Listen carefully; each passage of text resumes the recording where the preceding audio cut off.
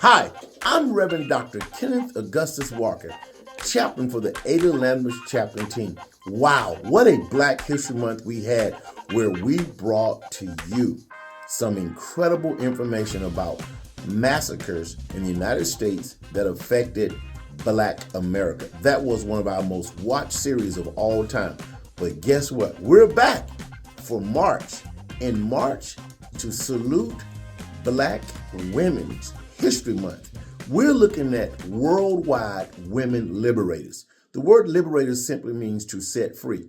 The civil rights movement, the human rights movement around the world was not just men leading, but there were women leading those movements.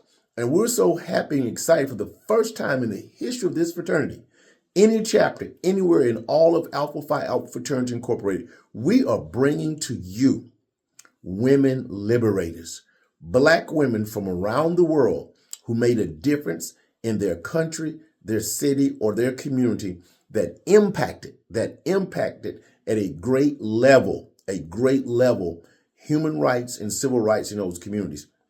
So over the next 5 weeks, you will get to hear about and learn about Queen Nanny of the Maroons in Jamaica. Yeah, man, y'all did. We're going to take you to Jamaica and listen and hear and learn about this incredible woman, Queen Nanny of the Maroons in Jamaica, who was a great female liberator. Then we will move to Angela Davis, the personification of female Black power in the United States of America.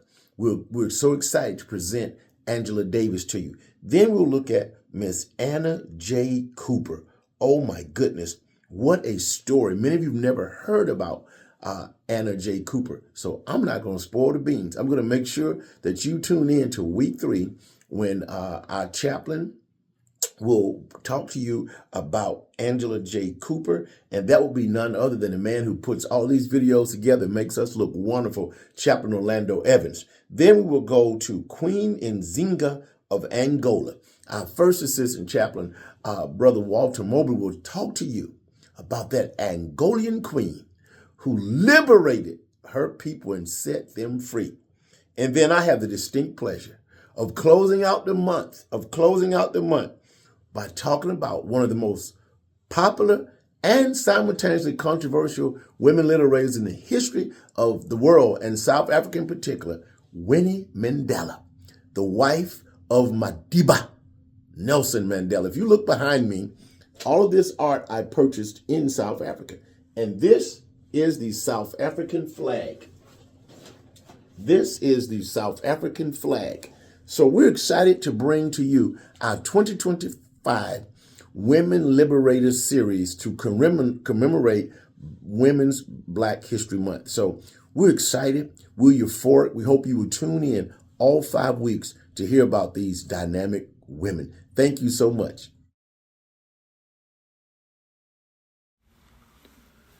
Greetings, brothers, family, and friends. I want to share with you today some notes on Angela Davis.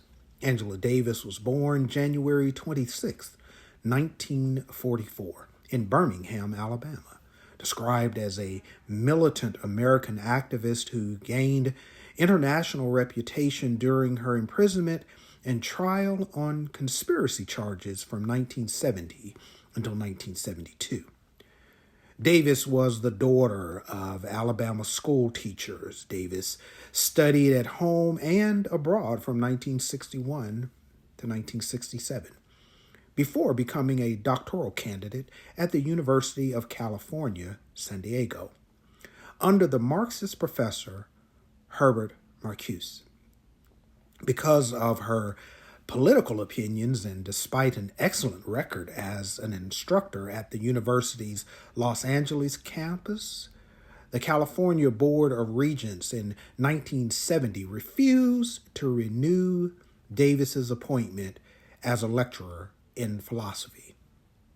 In 1991, however, Davis became a professor in the field of history of consciousness at the University of California, Santa Cruz. In 1995, amid much controversy, Davis was appointed a presidential chair. Davis became professor emeritus in 2008. Championing the cause of black prisoners in the 60s and 70s, Davis grew particularly attached to a young revolutionary by the name of George Jackson. Jackson was one of the so-called Soledad brothers named after Soledad Prison.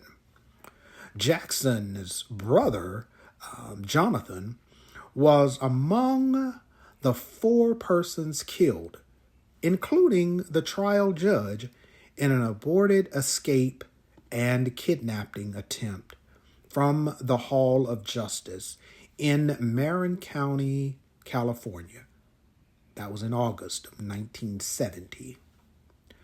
Suspected of complicity, Davis was sought for arrest and became one of the FBI's most wanted criminals.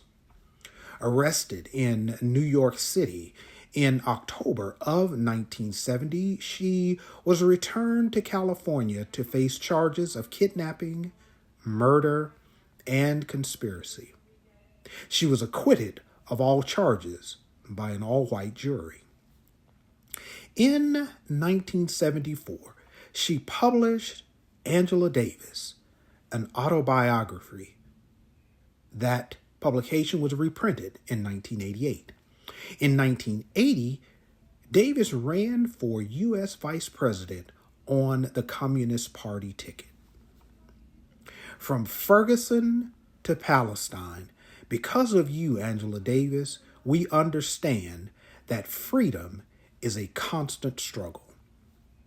Fight on, dear sister, as you informed us to fight on.